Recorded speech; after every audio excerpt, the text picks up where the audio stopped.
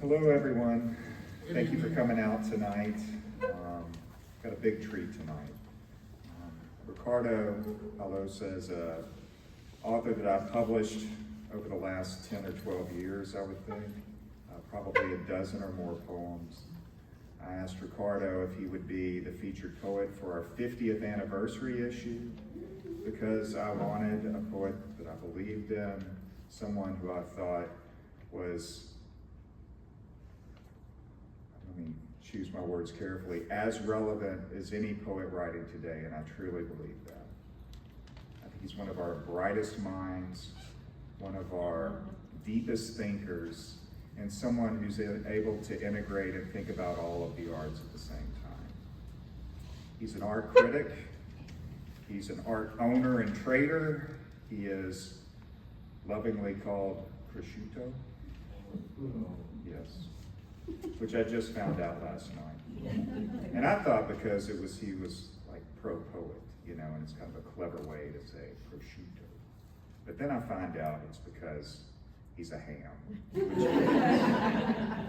He's a lovely ham. And at dinner last night, he had Melissa, my wife, in stitches all night long, telling us the 3 stories of near-death experiences that he'd had. One with a one-eyed horse on a canyon rim with 2,000 feet below him. One that had bladder issues at that. With a woman who had left him behind and I guess hoped that the horse would take off with him.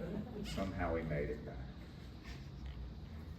But what I didn't understand from reading Ricardo's work over the years, which I've delved into with tweezers and with all of my brain power, is just how clever and gracious he is in person.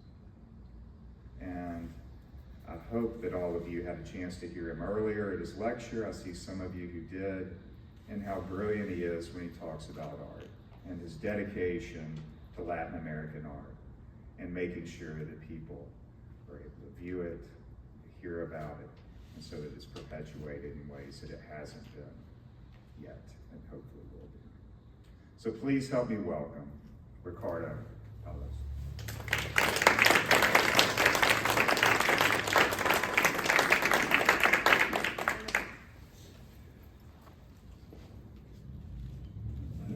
Never drink tequila in your presence. Yes, you will. Yes, you will.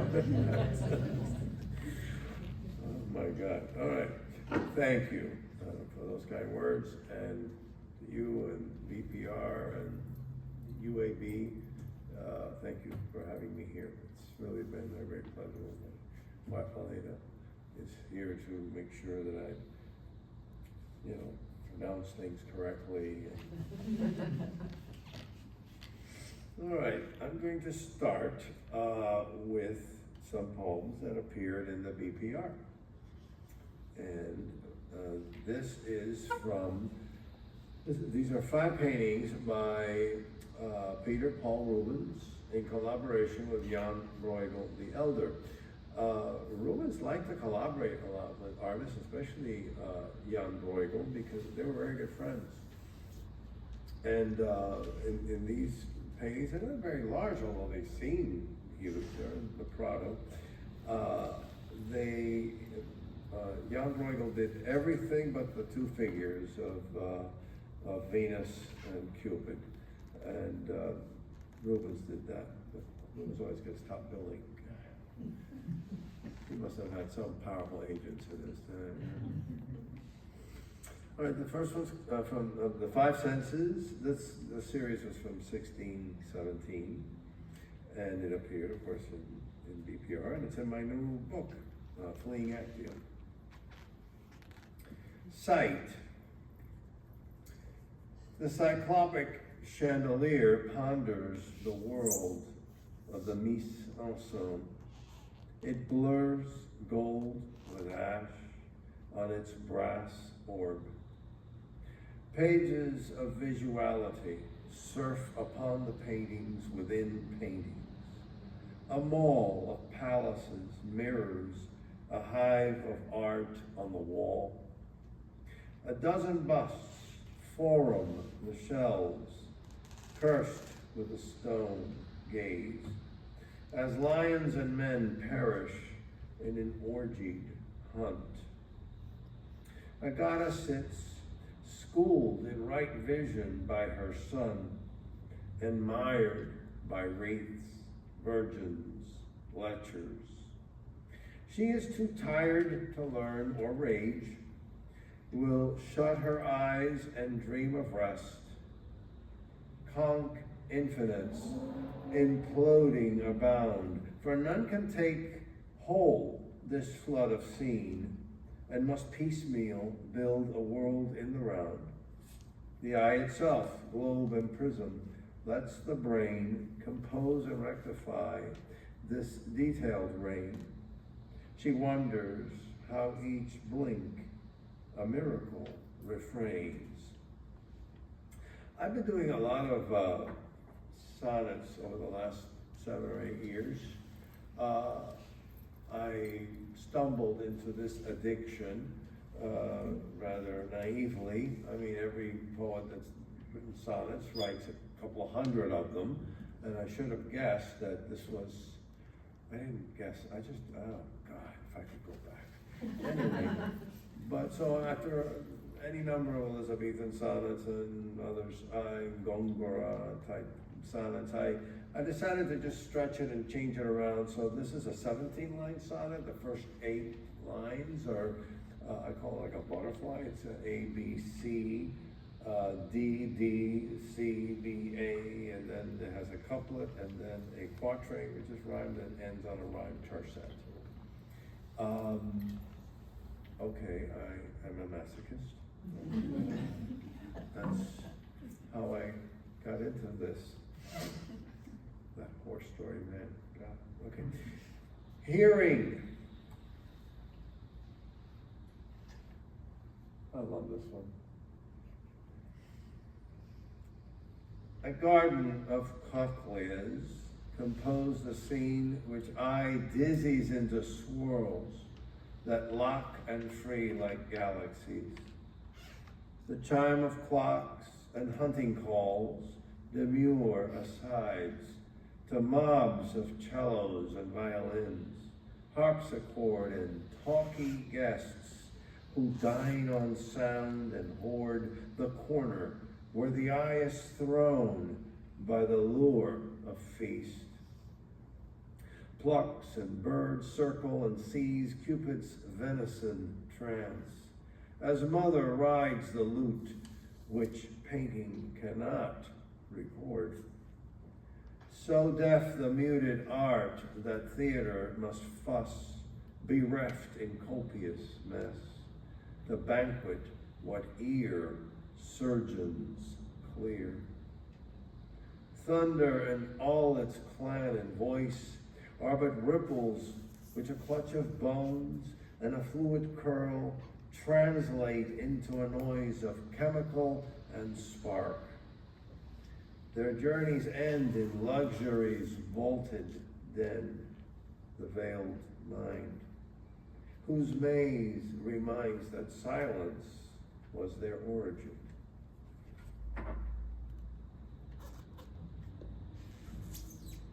Smell. I hope you can't hear the rhymes, because if you do, then that might not go. I keep telling my students, you can rhyme my way, but I should be able to detect it right off the bat. If not, your reader thinks that they have tinnitus or something.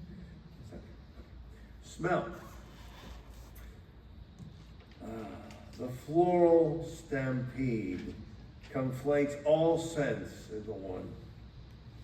No ear or eye, the nose cannot tell from where or unravel the vines that shape the clumped aroma.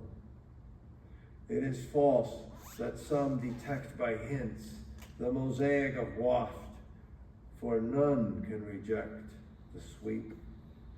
Rose and jasmine with civet and ape duel, then mate. Behold the dog which forgot his enemy before him. The goddess sensed the world could meld, and so invented love. She made the nose her agent, not heart or dove, not song or sugars, bowed as an Indian lore, to shoot the guarding will and let trapped passions roam. A life of thought can no more quarrel with desire than a nose with odors mob. Like the ear, the nose cannot resist what enters it. No closing lid desists, nor tongue or hand refuse. Muddled airs find grist.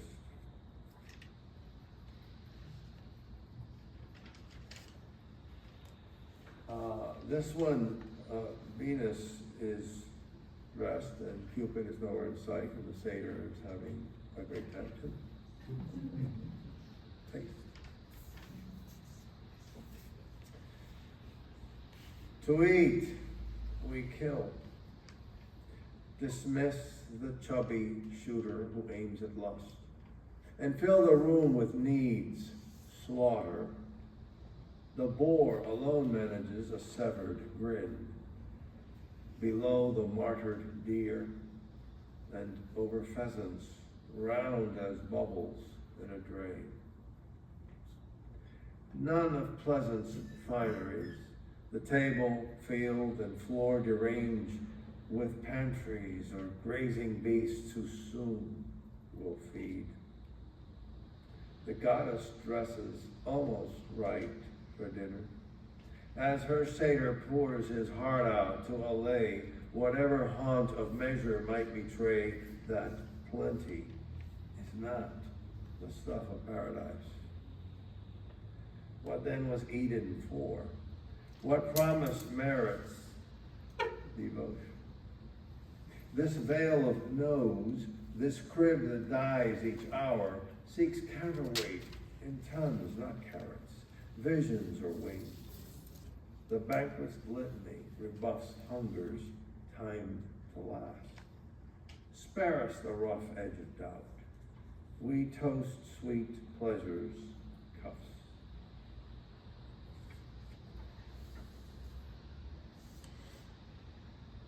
And finally, touch. And you have here all sorts of things that, I mean, this must have been the hardest one to come up with. Because, I mean, how do you do a whole scenario of touch? So it includes armor, so you can't be touched.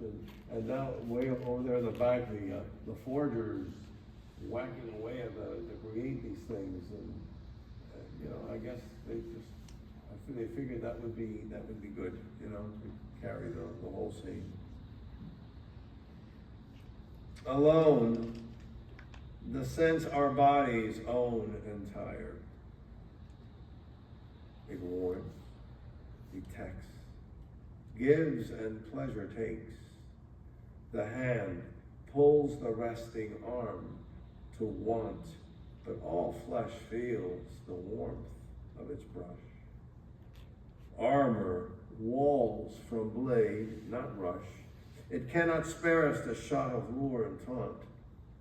Flesh seals us.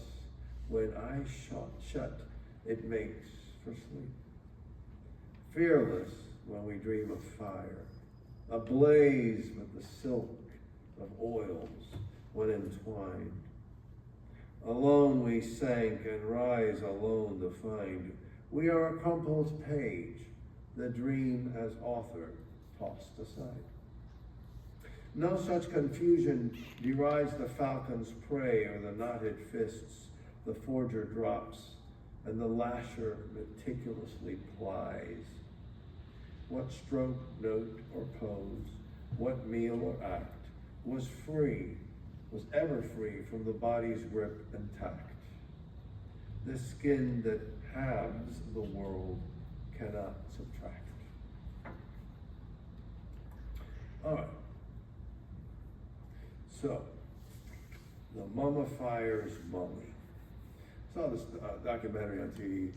I don't think that they were pre-conquest Andean mummies, but I remember this mummy that I think was Chinese. I think that they had the body, and he's holding this like this cane or crook, and he's holding up his head, and somehow somebody thinks that this was a mummifier's mummy.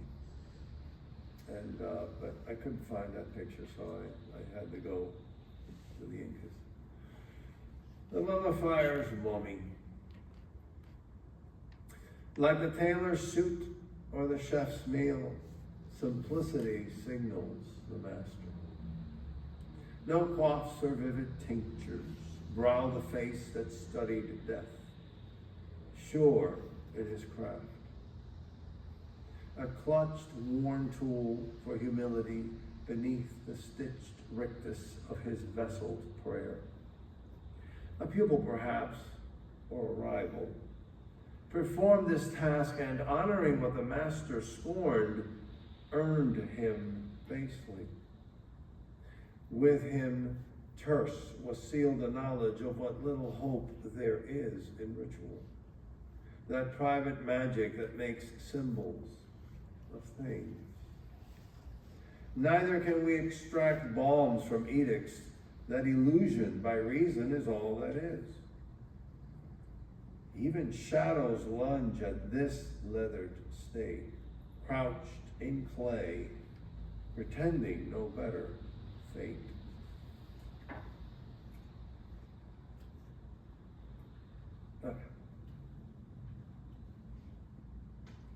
I've always loved this sculpture. I wrote several poems about it, but I never liked them, so finally I found one.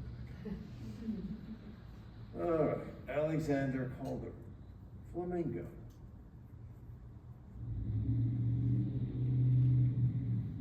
This is obviously in Chicago, the Federal Plaza. Most nervous of lanky birds, yet icon of elegant patience. Forever sifting the concrete waters for critters too small to mourn. Whales slaughtering or hunters mounding inedible horns merit our disgust, but not nature's methodical harvester. Cold, unfelt data is hunger's kiln. We ponder in arm-crossed hum. At times, hearts chasten apart the pride, killing the giraffe colt, or the vulture squadron cleaning the beach of turtle hatchlings. Should we night forth to save the insolvent brood? Flamingo, rhea, ostrich faced a 19th century of ravenous fashion. Now the giant steel sculpture blushes among virile introvert pains, bronze-jawed grids that universal mask the minds of colossi. Beauty drenches the otherwise desert, homages waiting an abrupt lift into pink fire. Clouds rattle with fake dawn. Such dance and flight mate our freedoms with delicate beasts in dreams anchor images. This soldiers know, a cannonball too is the child of arc and flame.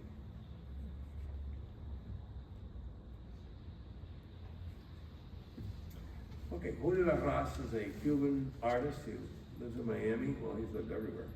Colombia, Mexico, Florence, New York. Now he's in Miami. Julio's a very fine artist, and this is one of my favorite paintings of his. I don't own any Julio Arrases. He's no friend. Doesn't get discounts. Ice and space-time.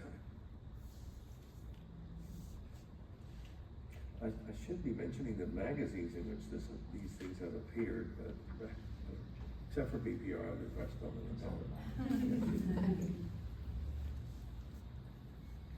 Vapor, too, is present, always.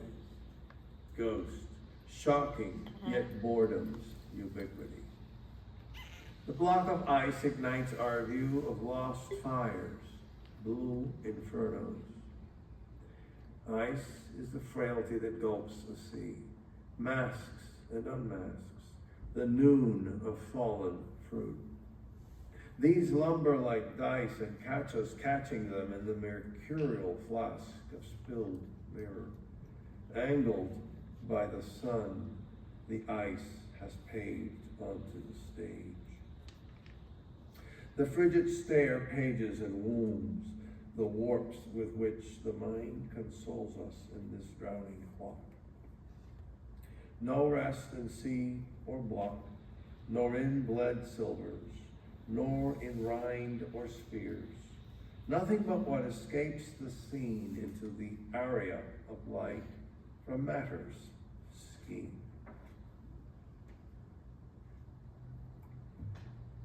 Okay, do you like seeing the pictures as, Yes.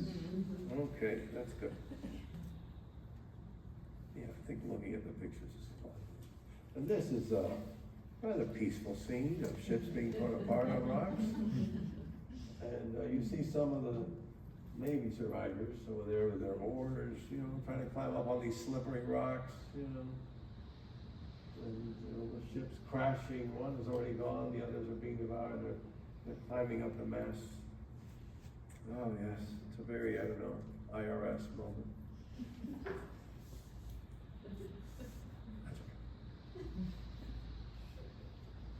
Willem van der Velde the Younger, Ships in a Gale.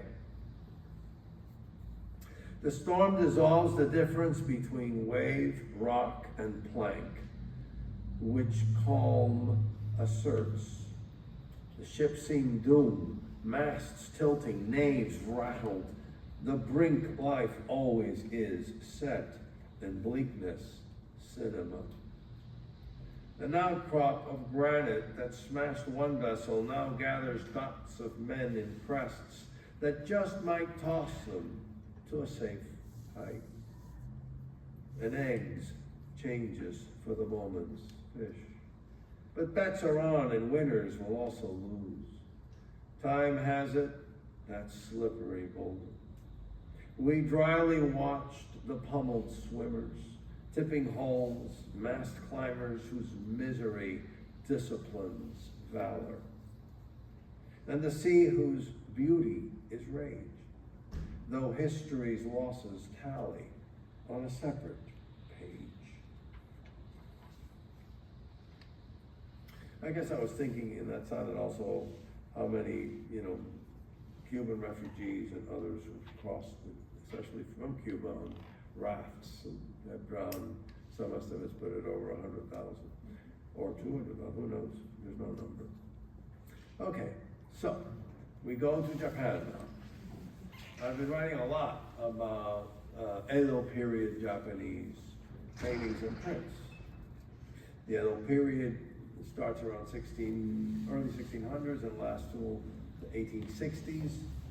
It was the famous Tokugawa shogunate, which established a lot of, peace, internal peace in Japan. The civil wars between the different daimyo or lords had ended, and the shogunate had created, harmony. They built a lot of roads, and also they didn't let anybody leave Japan or any foreigners come in. So, what can I tell you? But everything seemed to be going well. The population rose. Edo became the big city, the center of power, and it was where Tokyo is, of course, today. This is a wonderful painting by Tawaraya Sotatsu, and it's transitional, it's early 1600s. The calligraphy is by Koetsu. And both of these artists, Sotatsu and Koetsu, created broke with a lot of the traditions. That's why they're thought of as Edo painters. And simplicity, but also more expressional, broke with a lot of the rules and regulations that governed painting and decoration in the Heian period. And eventually that would be called a Rimpa school. And, okay, you have that look in your eyes. Okay. Oh. I just really got carried away by this stuff. I feel like one of those cranes swept off, taken somewhere.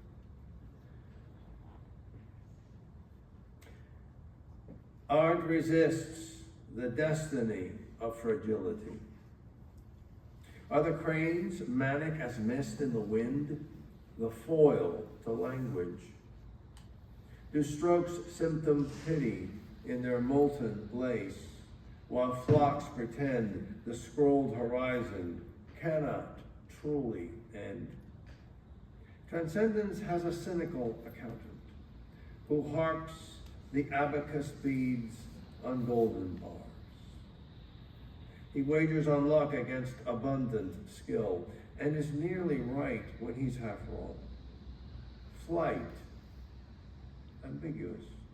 The image is a shell for the story of how signs drive a throng's escape on silk.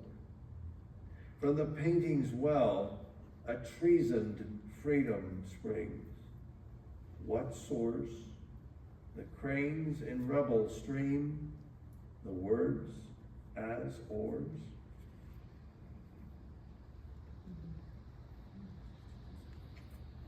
Okay. Okay.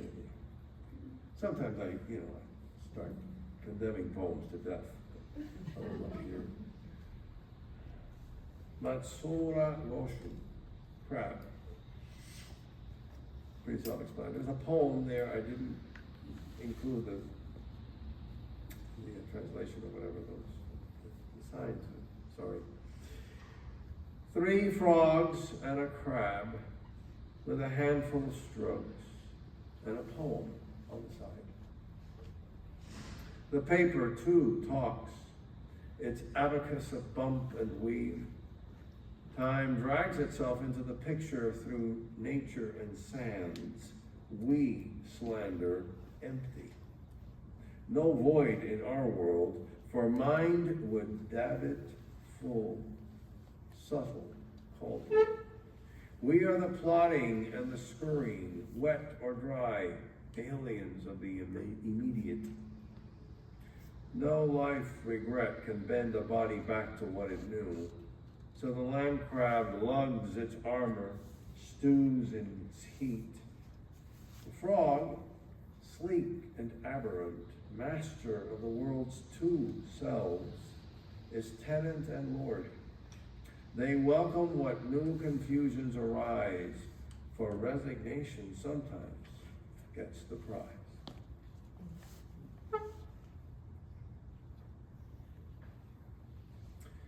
Hokusai, Sparrow Dance.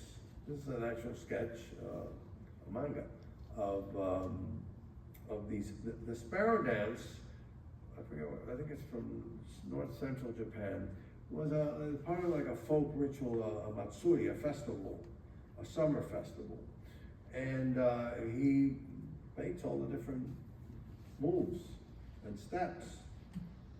And then later it became part of it then became like a show, a parade, and now you can see it in theaters in Japan, and it's with costumes and fans. But none of this is like the original, And then you have videos, all that stuff that pollutes by pretending to divulge. Asparagus. Video producers have given Hokusai sketches their final resting place in vibrant dance. The ancient figures caught in leaps and stretches, donned wing sleeves and bull hats that cover their faces in every squat and pose. Later, cheeks beaming, fans in hand, they flutter to drum beats and flutes. But those are creatures of theater, the compassed land of sprung effect. Ritual ruminates to draw the watchers in, for they need not hoot and clap to be a part. All communal life was dab, step, and note. No video can take us to that solvent place we seek in stage and clip, but can't be traced. Okay, some poems from my series on the 53 stations of the Tokaido. Tokaido is a road from, up there is at Nihonbashi is Edo, and all the way through to Kyoto. It connects the ancestral capital of Kyoto to what would later become Tokyo. I guess Tokyo, Kyoto is like one of those things. Okay. So, and I've written poems, I think, about most of them, but no, I don't have all 53, so you're fine. This is Hiroshige. This is there's 53 images. Actually, each station is supposedly a day's walking distance. So people walking will stop and rest at whatever. Some of them are little inns, and some of them are just like, I don't know, a tree with an umbrella. I don't know. Some of them are really barren, and others are more elaborate in towns or something. But it's a walking distance. It takes you 53 days to walk from one to the other. Usually like in a big procession, as we see here. This is morning view, Nihonbashi. Nihonbashi means Japan, Nihon. Hiroshi is calling? Yes. He doesn't like what I'm saying, he never does. It's okay, that's fine. Okay, look, we have to start now from the very beginning. Nihonbashi, that's Japan Bridge. And nowadays, it's just a gigantic expressway over the, and then it was like, okay, all right. This is like right at the rim of Edo. So when you crossed the Japan Bridge, the Nihonbashi, you were now entering basically that road. And it's the only one where I have a more personal parallel here. Pre-dawn, I see my mother's reflection on the dark TV screen. A night of turmoil. She'll think it is evening when rising. The Lord is upon us in stark procession, crossing the bridge. His servants sink for the weight they carry. The arch of wooden planks creaks, and the fishmongers and dogs part to let us pass. I too must bend to salve her blanks of memory, dispel visions and visitors she admits might not be, in gulps, fearing her mind. A gentle pilot cannot spare the waves or what's in them. No more can the Lord find a cause to not disrupt the poor who crave his struggle. He is an illusion as they to him. A light opens, then quits. Morning, then. Okay. Shinagawa is the first station out of Edo. And it's little wonder that the 19th century artists of Europe, particularly in France, were fascinated with the flatness and the abstraction of these prints, or the nascent abstraction of these prints.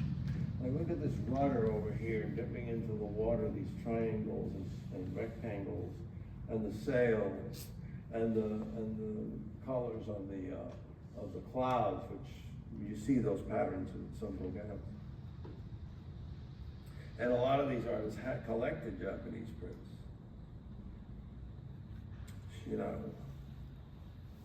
Sunrise on the great road to constructivism. 4 catch full ships approach. Another is moored, its rudder geometrism dipping out of the bay. The women broach their wares to the daimyo's retinue in vain. For though they've just begun their task antiquity, they will exit right behind a cubist curtain of houses and pines. The image, gravity, finds the rudder, rectangles passing the lens of a triangle, a card gambled on the blue felt of visual thought. The coastal hive of dens and shacks stack up like chips, for the day has dealt, and the struggle between flatness and the real is on. Art wagers on the dual soul.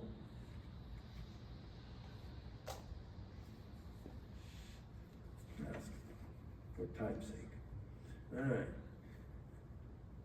This one is Oiso, the 8th station on the Tokaido. Need, however natural, taxes our patience. Our Lord has planted trees to shade and feed our path, hackberry and pine. But when the rains come, the coverings and hats we wove from reeds are no help.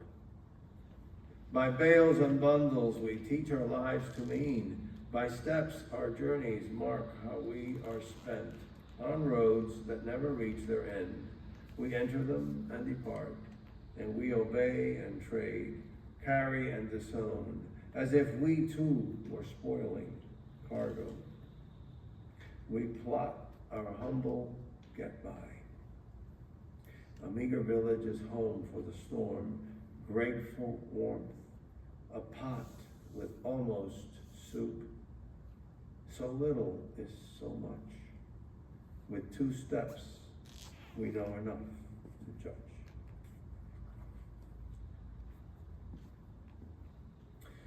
The shoguns had a lot of roads. They built a lot of roads that connected Japan, and that's why series like this became so popular. People could actually do tourism inside their own country, and a lot of these prints were based on that.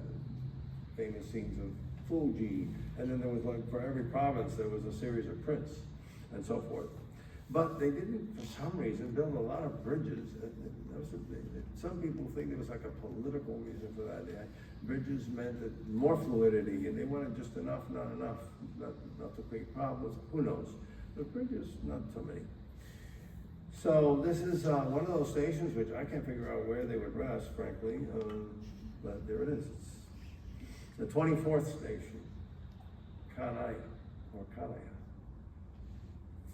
A season tips its hand with cresting waters, or so the travelers surmise, for what else could explain the lack of a bridge across these tatters that once a reeded bank so calmly pulsed? From afar, an artist watches the servants, stripped, flushed from struggle in winter thaw, their master hoisted, and his luggage too. They drop like shells on the final sand, blank as if it were a sea. Were these obedience not here to tell the ground from open tide, our eyes adrift in distance? Would wager coast and fishing hamlet, and wonder in reckless poise how maps could get it so wrong and be trusted still. A palette mines the lost that currents soon forget. And to end the Japanese section, Katsushika Oi, she was the daughter of Hokusai. And after she divorced, a terrible marriage, she went back to live with her dad, and together they worked on all sorts of things, and paintings and prints and what have you. So Oi gives us this wonderful ink on paper, a night scene of the Yoshiwara, which was like the pleasure district of Edo. Edo grew the biggest city in the world at that time. I love the term that the Japanese had for the city life. They called it Okyo. Okyo means the floating world. Cities of, and then Okyo, E means pictures. Pictures of the floating world. And boy, you can't float more than in the Yoshiwara, I'll tell you that much. That's where all the theaters were, the fun stuff, you know? The Miami of the time.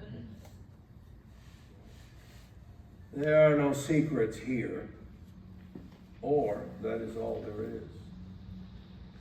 The light obeys, and from across the street, we are the girl whose shadows fall on patrons and courtesans, all caged by laws to district slavery. She and the garden of women bristling with sun pins know the town's grids and order. though prescribed fashion reigns. Even the servants carrying lanterns have a place above and beneath a place. Sex, too, is theater, with script and audience, the backlit geishas, robe and bulbous hair base the rhythm of this trance. A form must owe so much more to light than color, for blocked it clarifies the art of sight.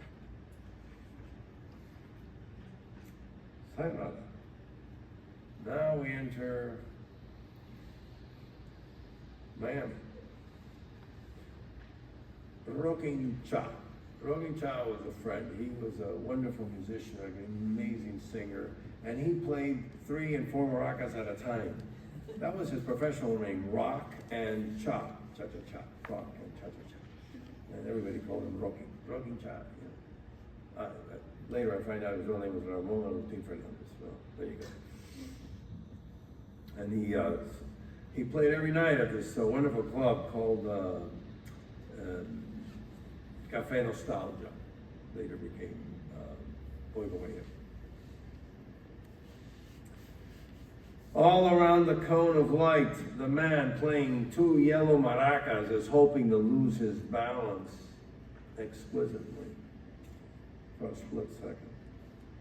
The maracas above his head will pin him in air like a monk's angel of the margin. The yellow orbs cross into the light to stab and ponder it, as if 2 words were invading a language, but still weren't sure where they stood, or what they might come to mean in alien weathers of sense. As the maracas hold the man between 2 clockworks, split by a smile, my eye wanders through a syrup of dust in the cone of light and professes, these are the seeds, the citizens of that sound rattling as they enter a heaven of amber. Language is less about distance than about sutures. The man strikes into the light with a ceaseless clatter that becomes a circulation, and he is saying, this is what blood cells sound like. Constantly working the body's furrows, diligent as oxen. Only to air is blood a quiet thing. I am bringing news from inside you. The body is an ear listening to itself, holding itself in place by a red anthem. Tilt, Rocking Cha, beyond the candor of physics, no one crashes in a torrent of amber.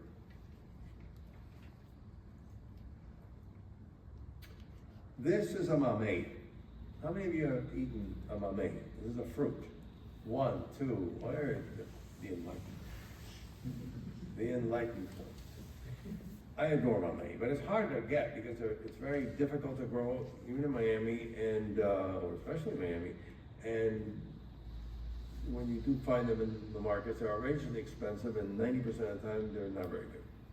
So, but at some point, when I was a boy in Tampa, I spent part of my childhood there, my parents got a hold of mameyes. I mean, I've been hearing about mameyes. I mean, we had mangoes and pineapples, but mamey was like some mythical fruit from another dimension. And finally, they come home with these mameyes, and but you know, I've never tasted one. My sister, she was 4 years older than I. Also, we're just sitting there like, wow, how do we know that's any good? Well, we look at my grandmother. And so this is like it's also a poem that parodies Plato's allegory of the cave. You know, like who's the person who really has the ideal of what this great fruit is supposed to taste like. Growing up in Miami, any tropical fruit I ate could only be a bad copy of the real fruit of Cuba. Exile meant having to consume false food and knowing it in advance. With joy, my parents and grandmother would encounter Florida-grown mameyes and caimitos at the market.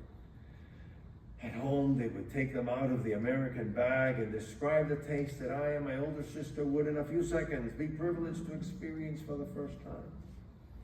We all sat around the table to welcome into our lives this football-shaped brown fruit with a salmon-colored flesh, encircling an ebony seed. Mamey, my grandmother would say with a confirming nod, as if repatriating a lost and ruined name. Then she bent over the plate, slipped a large slice of mamey into her mouth, and straightened in her chair, and eyes shut, lost herself in comparison and memory. I waited for her face to return with a judgment. No, not even the shadow of the ones back home. She kept eating more calmly, and I began tasting my sweet and creamy pulp, trying to raise the volume of its flavor so that it might become a Cuban mamey. The good Cuban mameyes didn't have primaveras, she said, after a second large gulp, knocking her spoon against a lump in the fruit and winking. So at once I erased the lumps in my mental mamey. I asked her how the word for spring came to signify lump in a mamey. She shrugged. Next, you'll want to know how we lost the country.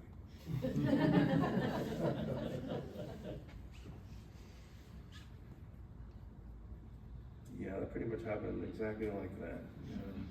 But I eventually did find good mameyes, not great mameyes, but in Venezuela, Brazil, and occasionally in Miami. If you've never had one, try it. It's wonderful. How much time do we have? Because I want to leave some time for questions and answers. How much time do we have, Drew?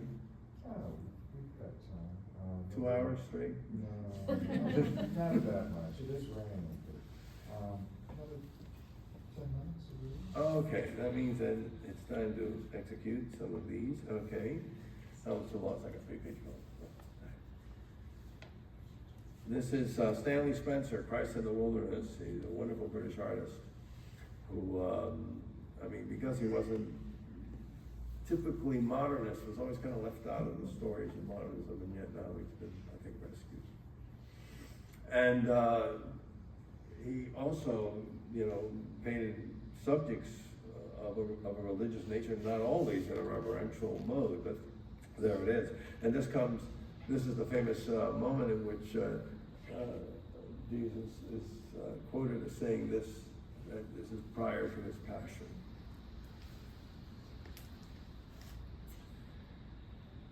The implication is he is the mountains guarding the stubborn city. That hen and its chicks he dreams of resembling. He always speaks in metaphor so that his similes retain the unifying alchemy of the verb be. Truth is that chicks will follow anything that promises cover or invites a shallow worshiping. Soon the idols will be replaced by bad troubadours and doped acrobats. And the golden hen will wait, still poor, for future's company, dumb and inured to undeservedness. The rattle of caveats will not deter the silent man of mountains, not speaker but word, like wind, the refrain.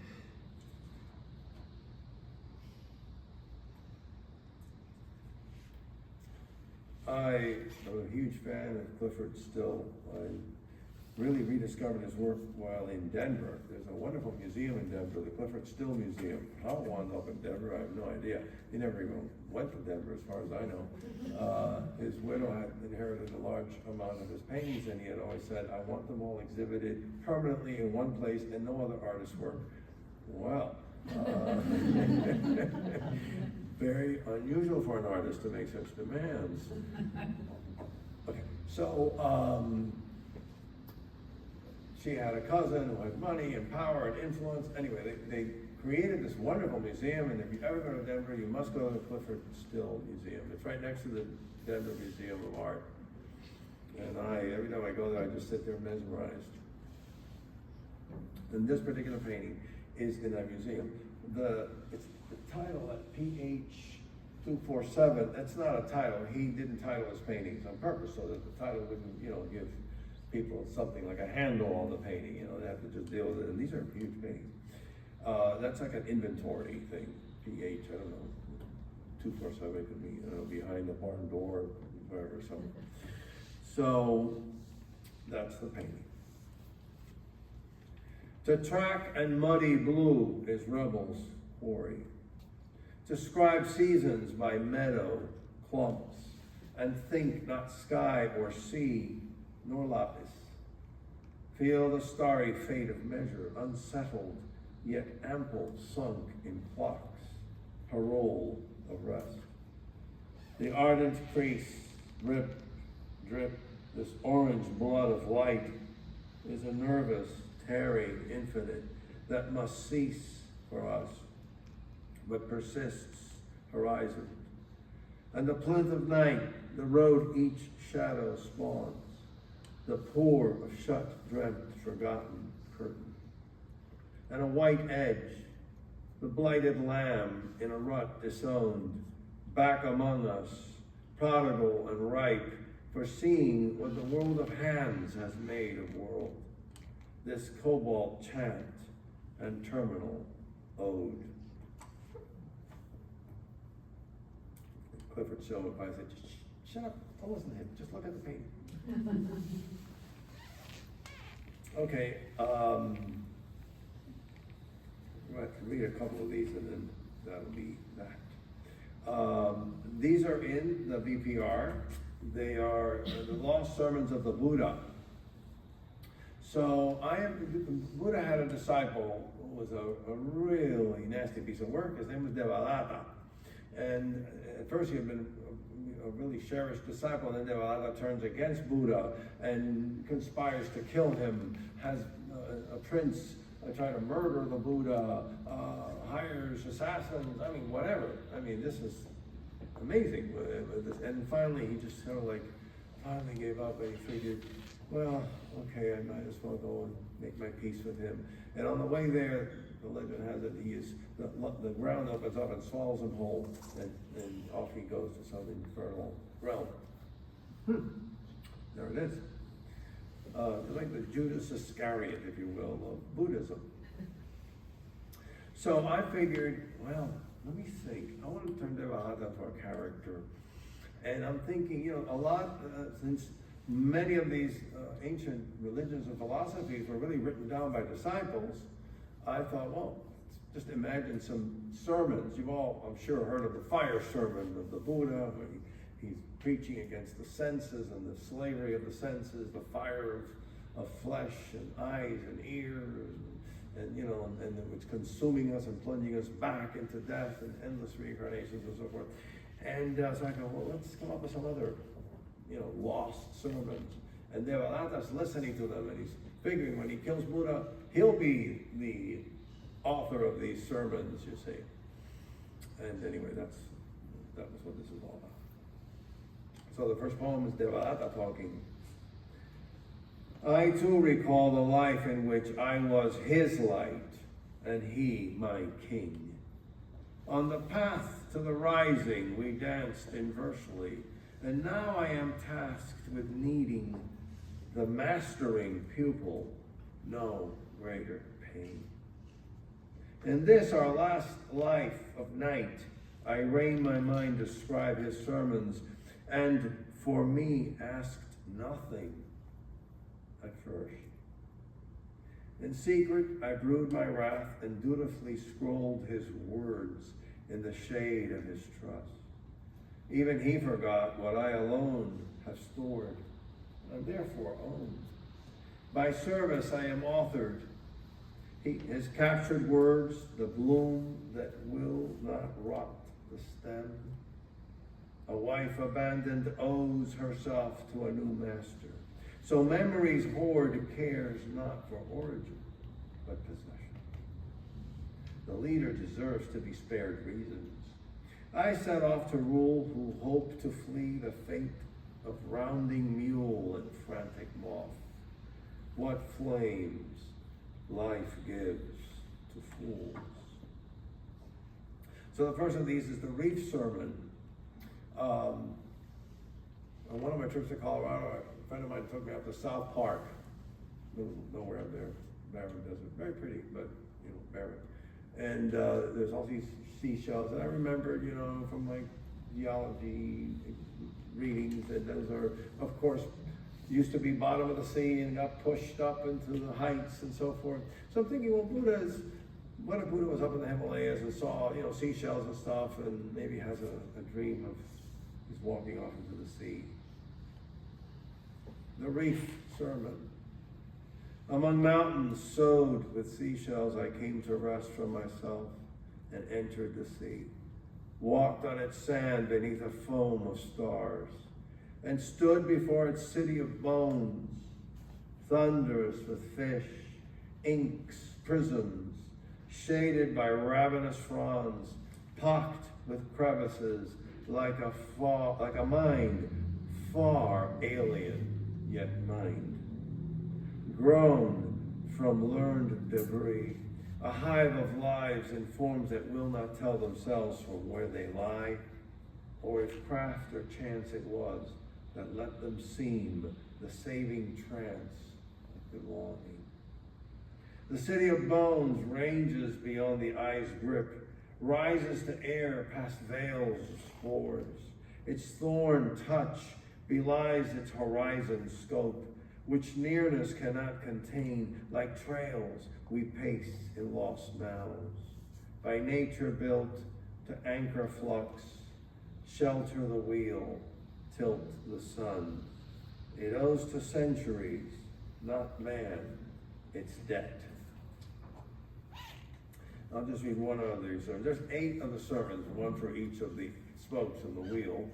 And let's see which one which one is going to survive? One last poem here. Okay, this one's fine. Oh, by the way, this is the Temple of Borobudur in Indonesia, and one of the places I must visit, and I haven't, and it's just absolutely a must. This pyramid, kind of gigantic temple, all around it are the lives, anecdotes of the life of Buddha when he was alive. And then on the top, you have these circles with stupas, and inside of them is a statue of the Buddha. They cut one of the stupas off so people could see the statue, but really they should put it back. We get it. Take a picture and then put it back. All of these have Buddhas. We have no idea what kind of Buddhas in the big one on the level. If you look at this from above, it's a mandala, a circle inside a square, which is of course a symbol of the infinite in the 4-sided terrestrial world, right? So there's that intersection. Okay, so I'll read just one more poem and open this up to questions. The Tool Sermon. Tools are also linear sermon. Diligent as the plow, the moon returns, its cold light, the shadow of the sun. Hammer, pen, ladle, blade, our creatures of use, extensions of sense and flesh. Our moons, were we their sun, but they are no mere mirror, rather growth we lack, completions which in turn unfrail our thin-born knots. From fire we feed and learn to mold our poured metals, we furrow and hunt, ponder how labor's muscle, song, voices, number, marks, symbol, recalls. So each tool and its greater issue define each person by the task he becomes. But what of the pensive fool, who is his path, toil and tool, what burden? Enchant he slowly flees from the daily flame, defying defiance itself. Words cannot tame. In mirrors he vanishes, eclipsed by the frame. Okay.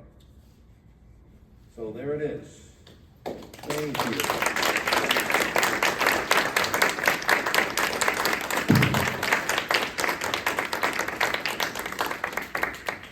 Thank you.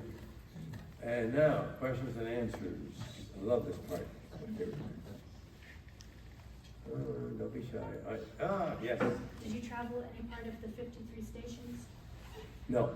I mean, and if I did, it'd be just an expressway right now. I don't think, it's like, I would assume that those things have been like, certainly modernized. It's not like I'm gonna find anything like that. So what led you to those prints? What led you to that artwork in particular? Oh my God. Well, I don't know.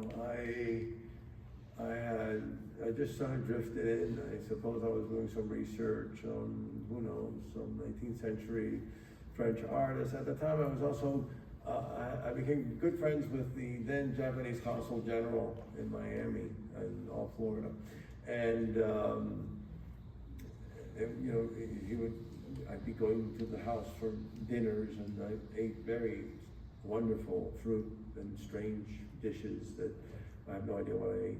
But it was spectacular. Brought in from Tokyo. I mean, wow. I looked for things like that since, but what are sushi bars? Anyway, so, and I guess that combination led me to, Edo, and then I just fell into it. Yes. What was the first painting that you made a poem about? Wow. I don't really recall what the first one was. What was the earliest one that you remember? Well, let me think. I want to say probably a Velasquez painting, Venidas, but maybe it was something else. I adore Velasquez. He's like my first, second, third, and fourth favorite artist in the world. But I really can't recall the first one. I just got into it. I guess because the reason I can't, because as an art critic and theorist, and art and poetry and theory and philosophy. Oh my God, I'm doing a rocking chop. I just need the maracas. All of that just sort of melded together naturally, and at some point became just something I did much more consistently. A good question though. Yes. I think this may just be my impression, but I believe that Cuba and its diaspora have more art critic writers than any other Latin American country I've experienced. So we've got Alejo Carpentier, you've got Cesar Sarduy, Diego Cabrera Infante, and then the exile community, you've got Renato Arenas, Valdez. For whatever reason, unlike Argentina, for example, where everybody's a literary critic, like Borges, Cortázar, they have their politics, they have different interdisciplinary interests. Why do you think Cuba is such a fertile ground for art critic poets? That's interesting.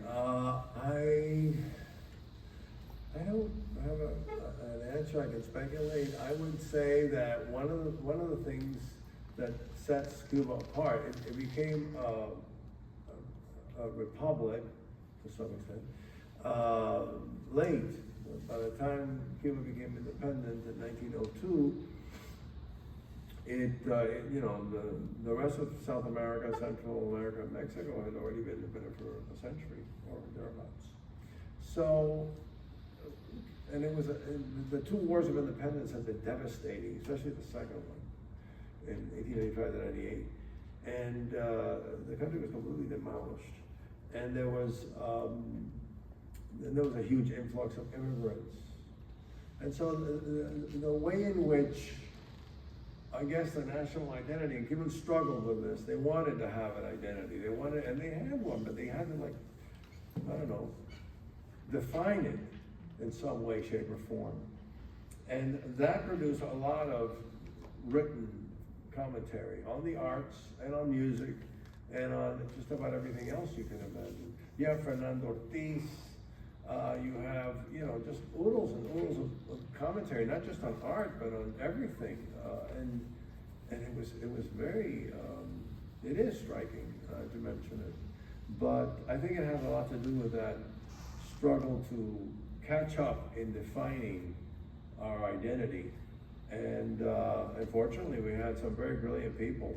And also, the father of the nation is a poet, Jose Martin. And so, we can talk about Martin later, I have my own opinions. But nonetheless, this whole idea that a man of letters and a man of speeches and essays and is the guy who founds the nation, that's peculiar. Usually it's a general on a horse or something like that, or some jurist or some philosopher or something. But this guy was a poet, and apparently he gave good speeches. And he also got on a horse for the first time in his life in battle and got his brains blown out. Oh well. Yeah. In speaking of other arts that were critiqued, have you made any poems or critiques on other forms of art, like music, good movies, or anything of the sort? Not as much as I would like. In my fourth book, the one where the Rocking Chop poem is, it's based on my sitting there at Café Nostalgia just about every night of the week, to the point that when I didn't go, they would call me and see if there was something wrong. That was weird. I got to go backstage and and talk to the musicians and this and that and hang out and then go out there, and they they never gave me a free drink. And so I wrote poems in Vereda Tropical that dealt with the performances of Cuban music, and some of them in my book before that called Cuba, that deals with Cuban music. I listen to music voraciously, but I just don't have enough of a technical knowledge, I feel, to really write a poem about, I don't know, Bach or Brahms or whoever. I have written poems about opera arias. I have written any number of those, especially the Puccini ones. Those I find just amazing. But that's about as close as I can venture. I'm really talking about the character and not so much the music. So, but it was just odd because I'm the godfather of two kids whose parents are musicians. So one's a trombonist and a composer, and the mother is a cellist. And maybe I could just get them to give me enough knowledge so I can fake it. Maybe one more question, and then Ricardo will sign books. Okay. Back there. Yes, one more question, yes. Last question. What's your favorite color? Oh, what's my favorite color? I don't have a favorite color. I don't know. I don't have a favorite color. That's what she's wearing. Can I ask what the most modern piece of art that you've written about is? The most modern? You mean like the most recent? Yeah. The most, in that sense, what is? Oof. Poems or essays? Is that right? Essays. A lot of essays. Poems. I would say the Melvin Martinez. I have a beautiful painting by Melvin Martinez, a Puerto Rican artist, called Philosopher's Stone, and that appeared, I don't know where, I forget, and that's in this book, I think, or the previous one, and that would be about among the most recent, if not the most recent painting. I've also written poems about other contemporary artists, but that one kind of is the one who stole. He's younger than I am, so I guess he's really contemporary. Okay, thank you.